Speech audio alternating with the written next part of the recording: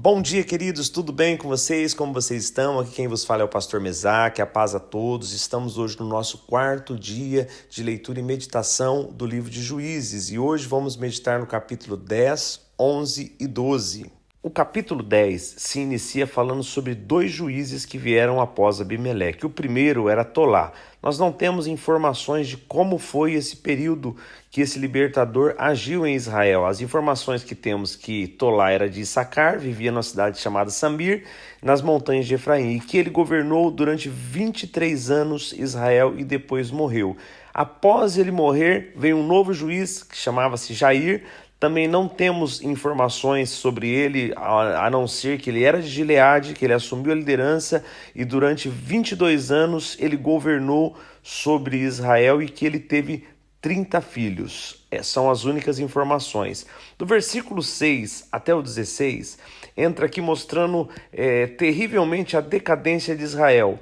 Antes eles se decaíam, adoravam outros deuses, mas nós vemos que a coisa piorou, porque eles adoravam aqui agora Baal, a Astarote, adorava os deuses de Arã, de Sidom, de Moabe, deus dos amonitas, dos filisteus. Então eles abandonaram de uma forma muito mais profunda do que eles haviam feito antes, ao ponto deles começarem a ser fustigados. O Senhor os entregou nas mãos dos amonitas e dos filisteus, e foi durante 18 anos eles foram, mas assim, muito tiranizados por esses povos. Foi muito pesado o domínio que eles sofreram sobre o comando dos filisteus e dos amonitas, ao ponto deles orarem ao Senhor, pedindo que o Senhor viesse ao socorro deles, falando que reconheciam o pecado, reconheciam que tinham abandonado o Senhor e adorado outros deuses. Porém o Senhor fala: olha, quando vocês foram fustigados pelos egípcios, pelos amorreus, pelos amonitas, filisteus, sidônios, amalequitas e midianitas, eu livrei vocês, eu libertei vocês, mas vocês me abandonaram agora de uma forma tão mais profunda que eu digo a vocês: vai lá, procure os seus deuses, clame a esses deuses que vocês têm buscado, já que vocês me abandonaram, para que ele livre vocês da situação que vocês estão. E no versículo 15 diz que eles voltam ao Senhor dizendo: nós pecamos e o Senhor pode fazer conosco o que o Senhor achar melhor, mas por favor nos livre dessa opressão. E no versículo 16 mostra que eles foram e começaram a banir. Como eles não tiveram uma resposta favorável do Senhor, eles não desistiram, então eles começaram a banir todos os deuses que tinham em suas casas, toda a adoração que tinha a outros deuses, e começaram agora a voltar-se ao Eterno, a todos adorarem ao Eterno. E o final do versículo 16 diz que o Eterno não deixou de ter compaixão das aflições de Israel. E no versículo 17 e 18, finalizando o capítulo 10, diz que os amonitas se prepararam ali para guerrear, e eles estavam acampados em Gileade, e Israel acampou contra eles em Mispá. Então, quando estavam todos acampados, os líderes de Gileade disseram: olha, quem comandará essa guerra contra os amonitas? E nós os faremos chefe de todos os moradores de Gileade. Então a proposta foi: quem tiver coragem de assumir a dianteira, o comando do nosso exército nessa batalha, certamente vai governar sobre nós. O capítulo 11 dá uma pausa no que nós acabamos de ler no último versículo do capítulo 10 e começa a falar sobre um novo personagem. Esse novo personagem chamava-se Jefté. Ele era filho de um gileadita, porém ele foi filho de um relacionamento extra com uma prostituta. Então os outros filhos desse gileadita não permitiram que Jefté ficasse na mesma casa que eles e nem que dividisse herança com eles. Então Jefté foi expulso pela família e pelos líderes de Gileade, e ele foi obrigado a morar em uma outra cidade, num lugar retirado, e ele se juntou com alguns marginais que estavam ali. Até se parece mais ou menos com a história de Abimeleque também, que era um filho que veio com uma estrangeira. Ele era meio-irmão dos israelitas e ele também se juntou com homens vadios. A diferença está exatamente nas pessoas. Abimeleque era uma pessoa que tinha um mau coração, uma má índole, e Jefté era bem diferente dele. E eles agora, voltando ao último versículo do capítulo 10, que eles haviam dito: quem assumir a dianteira vai governar sobre nós, eles mandam uma mensagem para Jefté, chamando Jefté que viesse governar sobre eles. E a mesma resposta que o Eterno deu a eles no capítulo 10, olha, vocês não procuraram os outros deuses, então busquem a eles para que esses deuses livrem vocês. Jefté também faz a mesma indagação. Olha, vocês não expulsaram-me da casa dos meus pais e da cidade, agora vocês vêm atrás de mim, vocês no mínimo devem estar em muito apuros. Embora o povo de Israel tinha assim um ego muito grande, era um povo de dura servir, eles respondem a Jefté justamente isso: olha, nós estamos realmente em apuros. Se você vier lutar contra os amonitas, você será comandante de todos nós, de todos os moradores de Gileade. Então Jefté, para ratificar essa informação, falou: então vocês estão dizendo que se eu voltar a lutar, eu vou reinar, governar sobre vocês, correto? E eles, mesmo antes dele ir e dele lutar, eles já estabeleceram que Jefté seria comandante sobre eles. Então Jefté vai até eles e diante de todo o povo, diante do Eterno em Mispá, ele repete novamente essa informação: vocês estão dizendo que se eu assumir a dianteira de vocês e nós ganharmos a batalha, serei governante sobre vocês. E do versículo 12 ao 28, nós vemos agora a primeira estratégia de Jefté. Ele enviou mensageiros ao rei dos amonitas perguntando qual era o motivo dessa guerra, porque eles estavam querendo guerrear contra eles. Então o rei dos amonitas responde que aquela terra foi tomada, Israel tomou a terra deles quando vieram do Egito, e eles queriam a terra deles de volta. Se isso fosse devolvido pacificamente, estava tudo resolvido em paz, sem guerra. E do 14 em diante, nós vemos que Jefté começa agora a recontar a história, dar uma aula de história para o rei dos amonitas. Ele fala: olha, quando nós viemos do Mar Vermelho no deserto até Cádiz, nós enviamos mensageiros para Edom dizendo: olha, deixa-nos atravessar, mas o rei de Edom não nos permitiu passar. Também foi pedido permissão para Moabe, para que pudéssemos passar sobre a terra deles, mas eles não deixaram. Então nós fizemos uma volta muito grande, rodeamos a terra e não pisamos em sequer um pedaço do território deles. E em seguida foi enviado mensagens também a Seom, rei dos amorreus, pedindo que permitíssemos passar pelo território deles. Porém, além de não nos deixar, ele não acreditou que somente passaríamos, e ele reuniu o seu exército e acamparam em Jaza para lutar contra Israel. Mas o Eterno entregou Seom e todas as suas tropas nas mãos de Israel, que os derrotou e conquistou todas as terras dos amorreus, desde Arnon até Jaboque, desde o deserto até o Jordão. E ainda Jefté diz a ele que foi o Eterno que os expulsou em benefício de Israel. E quem eles eram para reclamar a posse dessa terra? Que eles deveriam se contentar com a terra que o Deus deles, que era o Deus Camus, havia concedido a eles, e que eles deixassem Israel tranquilo com a terra que o Eterno concedeu a eles. E que eles não eram melhor do que Balaque, filho de Zippor, rei de Moabe, porque esse Balaque não conseguiu nada quando entrou em oposição contra Israel. E ele também não deveria se arriscar da mesma forma se opondo contra Israel, que já se haviam passado 300 anos desde que havia tido esta guerra e Israel tomado posse através da guerra deste território. E Jefté conclui dizendo que o Eterno seja o verdadeiro juiz que decida entre o povo de Israel e o povo de Amon.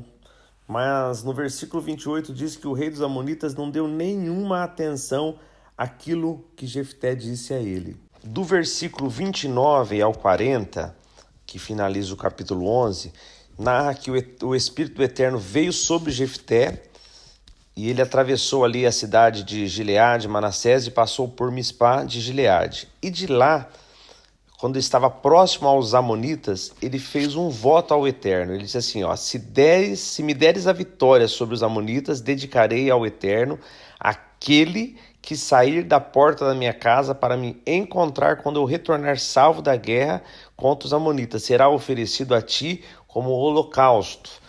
Este é um texto, irmãos, que traz bastante polêmica. Nós vemos assim, há muitas justificativas, muitas tentativas de explicar o texto, aliviando o que o texto está dizendo. Esse texto fala sobre oferta queimada. Oferecer ao Senhor como holocausto é oferta queimada. Jefté nós temos que olhar o contexto. Nós estávamos num contexto onde havia uma prostituição espiritual muito grande, onde o povo de Israel se envolveu com os povos daquela região, com os cananitas, com todos aqueles povos que eram comum fazer sacrifício humano aos deuses, oferecer filhos. Então, o contexto era esse. Embora ele era um israelita, estava ali agora defendendo Israel, foi um juiz, o Espírito do Senhor veio sobre ele, mas havia essa influência. Então, é entendido que por conta dessa influência ele fez tal voto, porque ele fala: aquele que sair da minha casa. Nós vamos ver que ele só tem uma filha, ele não tem outros filhos, então poderia ser um escravo, poderia ser qualquer outra pessoa. Ele não disse de um lugar onde tinha animal não ficava dentro de casa. Então, embora é triste o que nós vemos aqui, mas é uma realidade do texto, não era algo que o Senhor havia pedido, era abominável isso para o Eterno, era abominável em Israel. Porém, nós temos essa realidade aqui. Ele foi para a batalha, o Senhor concedeu vitória a ele sobre os amonitas, ele conquistou ali 20 cidades, e quando ele retorna da batalha, que ele chega na cidade dele, a filha dele sai comemorando, dançando com tamborins para encontrá-lo e prestigiá-lo pela vitória. Foi aonde ele rasga suas vestes e fala: filha, você é o motivo da minha tristeza, porque eu fiz um voto. A sua filha fala: pai, se o senhor fez um voto, o senhor deu vitória a você, você deve cumprir o voto. Me dê só 2 meses para mim chorar a minha virgindade com as minhas amigas, porque ela não poderia casar-se por conta do que iria acontecer com ela. E depois desses 2 meses ela volta, o pai dela oferece, ali cumpre o voto ao Senhor. E no versículo 40 nós vemos que se tornou um costume em Israel que todos os anos as moças de Israel se reuniam durante 4 dias para chorar sobre a memória da filha de Jefté. Então, pela memória é porque aquela filha realmente foi entregue em sacrifício, em oferta queimada. O Senhor nunca exigiu e nunca exigiria isso deles, mas foi a confusão que eles tinham espiritual no momento por todo o envolvimento que o povo de Israel passava naquele momento. E após o relato dessa triste história, nós vemos no capítulo 12, do versículo 1 ao versículo 7, mais uma história triste que ocorreu envolvendo Jefté, envolvendo esse tempo que ele foi juiz sobre Israel. Aqui conta que após a batalha que ele venceu dos amonitas, a tribo de Efraim vieram questioná-lo por que eles também não foram chamados. Você lembra que eles fizeram a mesma coisa com Gideão, agora eles chegam em Jefté para reclamar porque eles queriam ter participado. E Jefté fala: olha, a gente estava envolvido nas negociações e mandei chamar vocês, mas vocês ignoraram, então nós precisamos fazer o que tinha que ser feito e decidir por mim mesmo, lutamos, e o Senhor entregou eles nas nossas mãos, porque quando Efraim chegou para reclamar, eles não chegaram pacificamente, chegaram reclamando que não foram chamados e que colocaria fogo na casa de Jefté com ele dentro. Então Jefté dá essa resposta para ele, finaliza dizendo que o Senhor que tinha entregado os amonitas nas mãos deles. Porém, Jefté pergunta: mas vocês vieram o quê? Lutar contra nós? Então no versículo 4 mostra que Jefté convocou as tropas de Gileade para atacar Efraim, porque ainda além de questionar, o povo de Efraim estava dizendo que Gileade, os gileaditas não eram nada, nem ninguém, eram apenas desertores de Efraim e de Manassés. Então, devido a essas provocações, Jefté atacou-os e fechou ali todas as passagens que tinha, as passagens mais rasas que tinham ali no Rio Jordão, fechou para que não escapasse nem o efraimita. E todo homem que vinha para atravessar o rio, eles perguntavam: você é de Efraim? E logicamente ele respondia que não. Porém, os efraimitas não sabiam qual a estratégia que eles estavam usando.